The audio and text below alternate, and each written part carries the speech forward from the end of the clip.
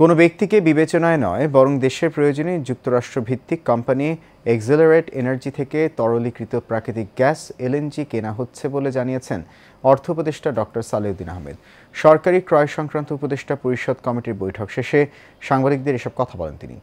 জানান, দেশে কর্মসংস্থান বাড়াতে নতুন উদ্যোগ নিচ্ছে সরকার।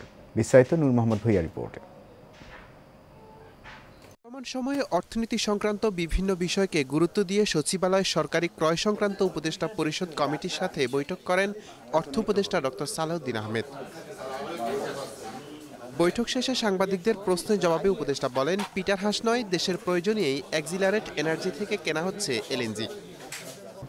সেটা এই আমেরিকা হোক, চায়না হোক বা সৌদি আরবিয়া হোক, কাতার অবশ্য এখন বন্ধ চুপচাপ, যে অন্যগুলো আমরা করছি, কম্পেয়ার করে করছি, এত সহজ না। আমেরিকা হলে আমরা দিয়ে দেবো। পিটার হাসকে আমরা জানি হতো, পিটার হাসকেই কোথায় করে, এর আগেই সে ছিল কি জানি, আরে কি জানি মরিয়ার্টি ছিল না, সে তো গার্মেন্ট, আমরা কি গার্মেন্ট ওখানে দিয়ে দিচ্ছি ওর জন্য। বাণিজ্য ঘাটতি কমাতে অতিরিক্ত দামে যুক্তরাষ্ট্র থেকে গম আমদানির বিষয়েও খোলাসা করেন অর্থ উপদেষ্টা।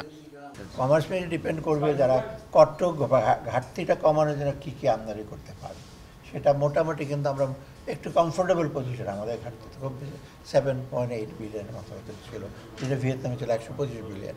তো আমরা মোটামুটি নেওয়া কী কী সেটা ইমপ্লিকেশনটা কী হবে সেটা আমরা অবশ্যই। এছাড়া দেশের কর্মসংস্থান বাড়াতে সরকার নতুন উদ্যোগ নিচ্ছে বলেও জানান ডক্টর সালেউদ্দিন আহমেদ। ব্যবহার করে ওঠার ব্যাপারে সেটা, তবে কোয়ান্টিটি ডেফিনেটলি কর্মসংস্থানটা চ্যালেঞ্জ। নূর মোহাম্মদ ভূঁইয়া, এশিয়ান টেলিভিশন, ঢাকা।